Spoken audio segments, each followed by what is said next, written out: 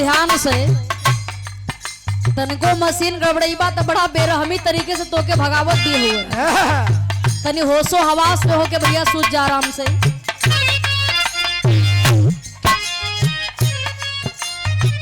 बड़ा ही सुंदर भाव बा, गौर करिहन। जो दुनिया को बनाने वाले हैं उस प्रभु के चरणों में बार बार नमन है। और हम उनके लिए कहना चाहेंगे कि जो भी अपने कार्य को लोग करते हैं अपने प्रभु को मनाने का काम करते हैं। कि फरियाद हो प्रभु से बिटिया के, कैसे मास्टर?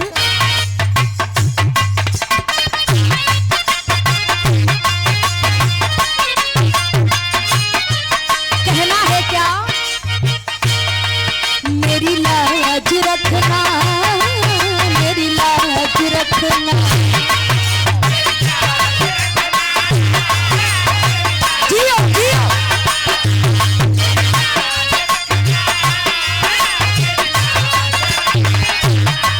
मेरी लाज रखना, मेरी लाज रखना।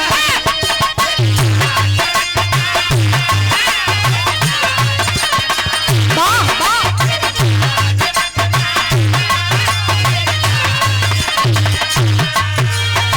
बनवारी मैं तेरे दर पे, बनवारी मैं तेरे दर पे साथ रखना, मेरी लाज रखना, मेरी लाज रखना।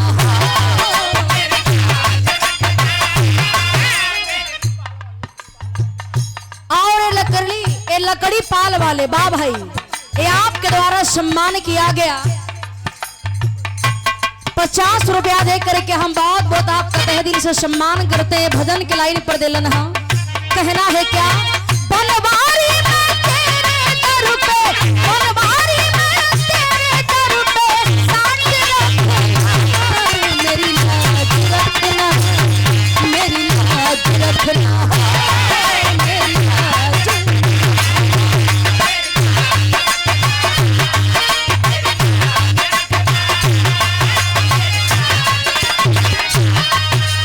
जो दुनिया को बनाने वाले हैं बाबू, कहल रहे बाबू की जौने राम तौने श्याम। ये दुनिया में लोगन का मन भक्ति और भाव में कबो रमत नहीं। ये इंसान इतना स्वार्थी होला कि जब कोनो बड़ियार से बड़ियार का मटकी लोग भगवान के मंदिर पर जइहन और जा करके उन्हीं के भजन आराधना करे के लोग काम करेला। वैसे तो कोई भगवान के याद नहीं के करत, लेकिन एक दास है, एक दासी की फरियाद है कि प्रभु हमेशा लाज को बचाते हैं और आपके सामने हमार कोनो औकात न बा। कि हमके विश्वास बा कि तू हमार लाज बचैबा। बता रहल बा का?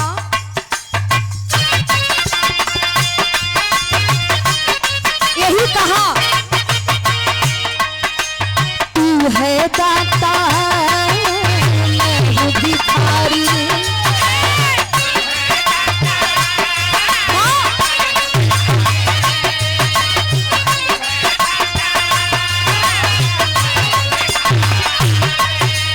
कैसे निभेगी अपनी यारी।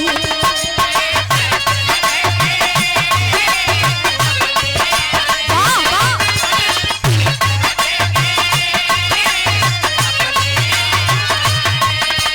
तू है दाता मैं हूँ भिखारी, कैसे निभेगी अपनी यारी। तेरे शरण में आया प्रभु जी, तेरी शरण में आया प्रभु जी, साथ रखना, मेरी लाज रखना, मेरी लाज रखना, मेरी लाज रखना।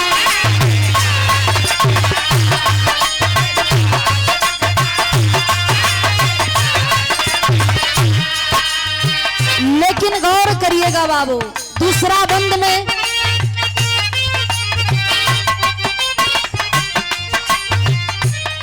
बारे माई कभी महिमा की कितना बखान करल जाए। हम जैसे स्वर साधक कलाकार उस माई बड़ा वादनी को याद करते हैं तो कहना है क्या?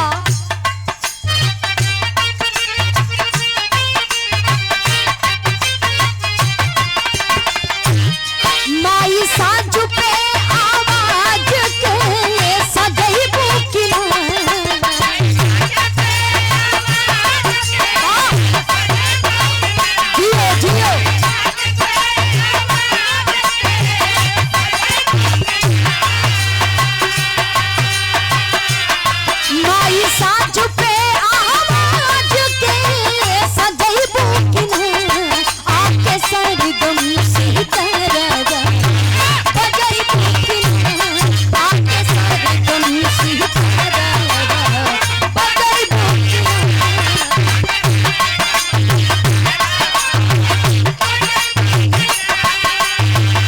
पहिला बम में बिटिया बतावे काव्या कला की मैया सागर कहालू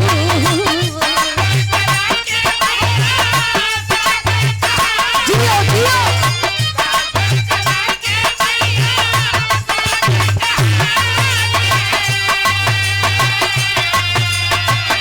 कड़े कड़ू में कीर्ति राउर सागर पूजालू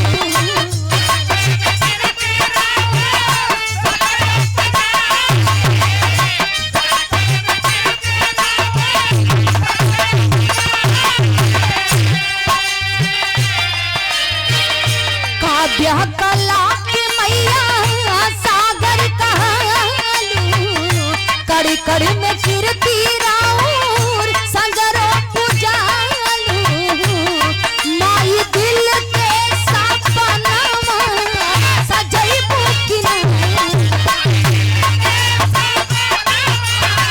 सजैबू कि ना।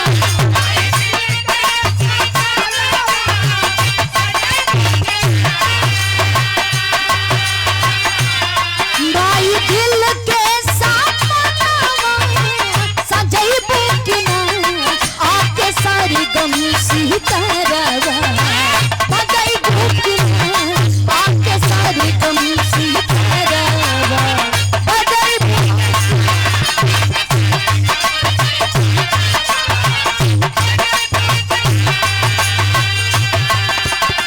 ए बंदना के आखिरी बंद में कहना है जरा गौर करिएगा। ए बाबू कितनो रुपया पैसा हो जाए कितनो बड़ी बड़ी फुटानी कर लिहल जाए स्कॉर्पियो से लेकर के सफारी से लेकर के फॉर्च्यूनर से काहे ना चलल जाए रुपया कितनो लोग लुटा दे बाबू लेकिन बिना प्रभु के ही बेड़ा पार होके वाला नहीं बा।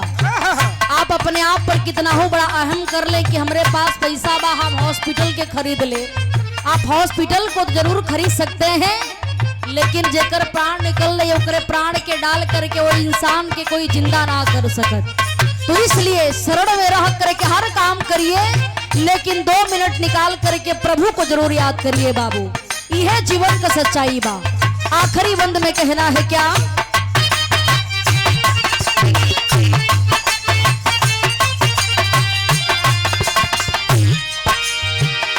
गुरुवर बिहारी रमन श्यामा जी के बाग में जियो जियो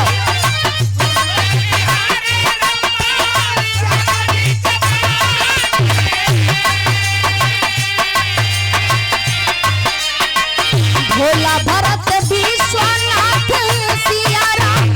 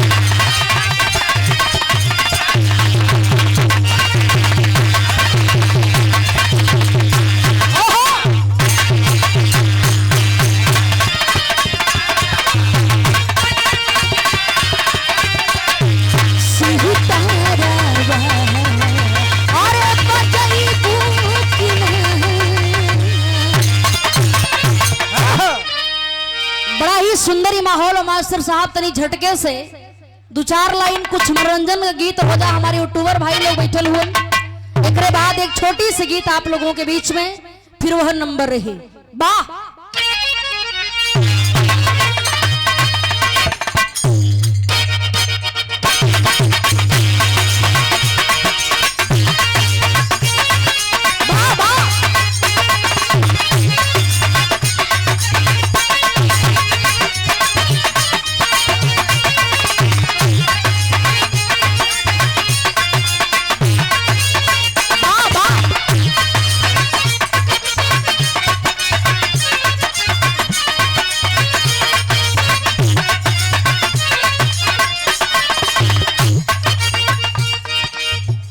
सुंदर गीत बा, जवन गीत आजकल बा ट्रेंडिंग में चलता।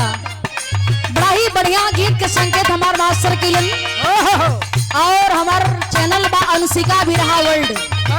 आप लोग अंशिका बिरहा वर्ल्ड पर हमार बिरहा देखी हन।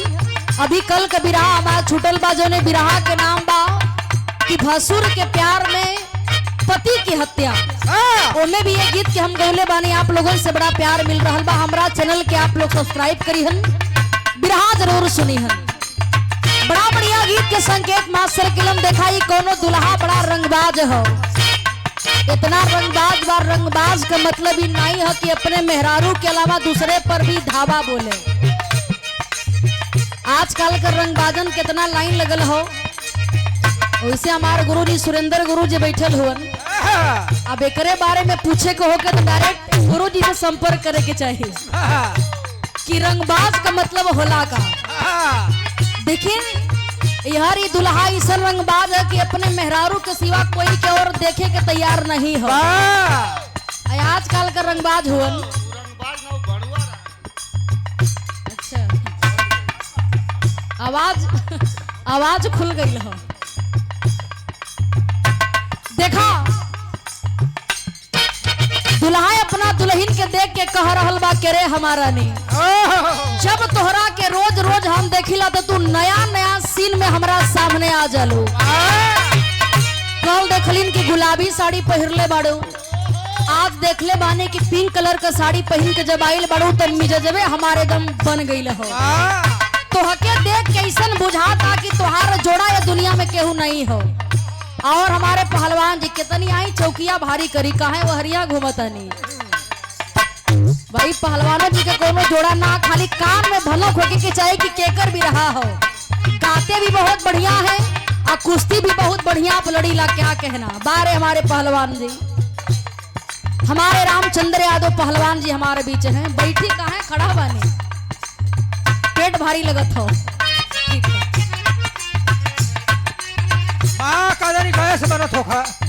नाइट अब टहलल जरूरी हो, लेकिन गौर करिएगा दुल्हा अपना दुल्हन के देख के कह रहल बा कि बारे हमारा नहीं, तोहके देख के मिजाज हरियर हो गई। तोहार क्वालिटी सबसे अलग हो। कहे लागल का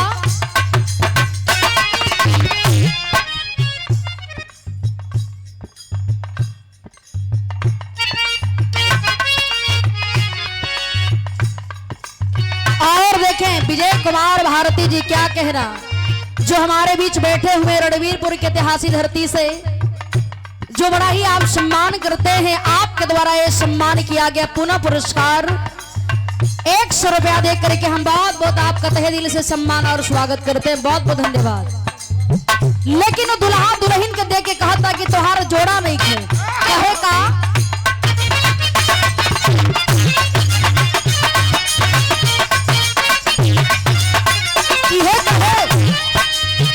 तुहरा में बात कुछ खास बाटे हो, बनल ब्यूटी झकास बाटे हो।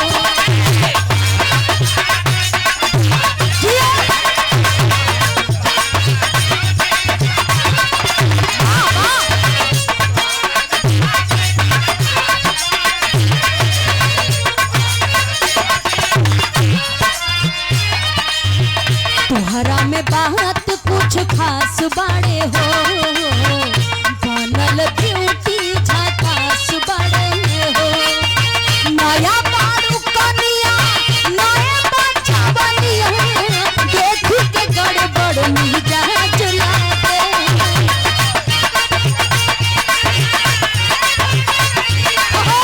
देख के गड़बड़ मिजाज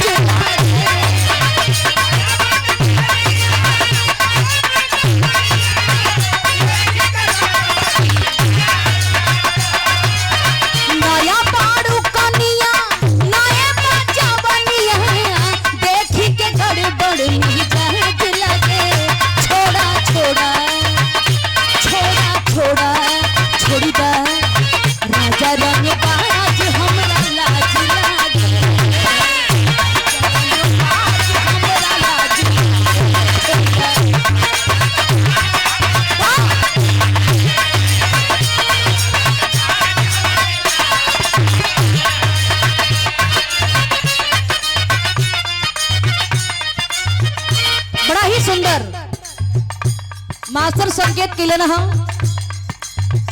कहना है मास्टर का,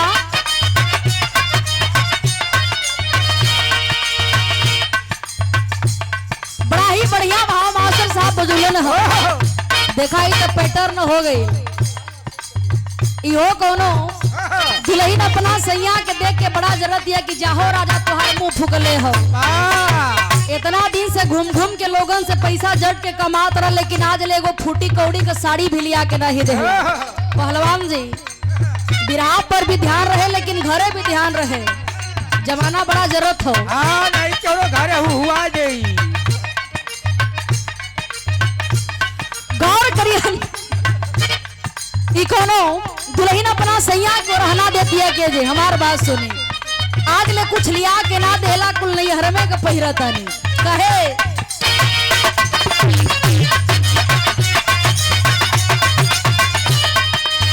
लाली नहीं हर के हपाली नहीं हर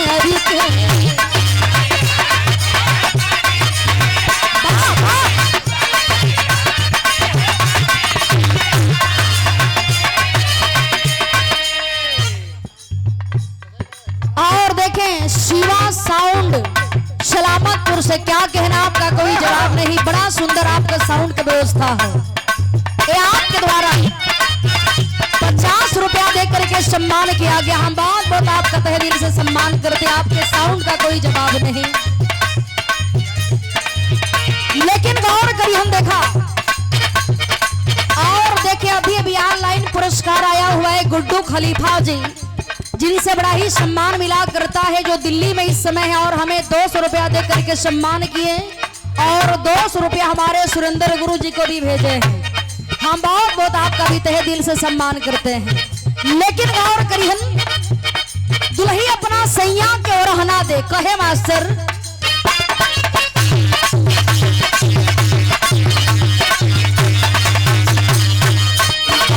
नहीं हर के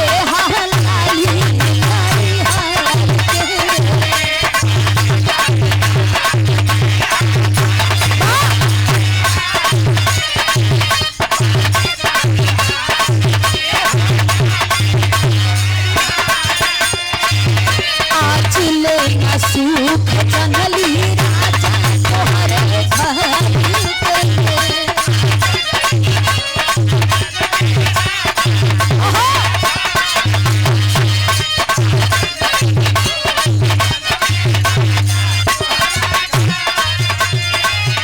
बाली नहीं हार के लाली नहीं हार के आज लेना सुख जननी राजा तोहरा घर के साड़ी महला राजा कई के करार हो रहते पड़ी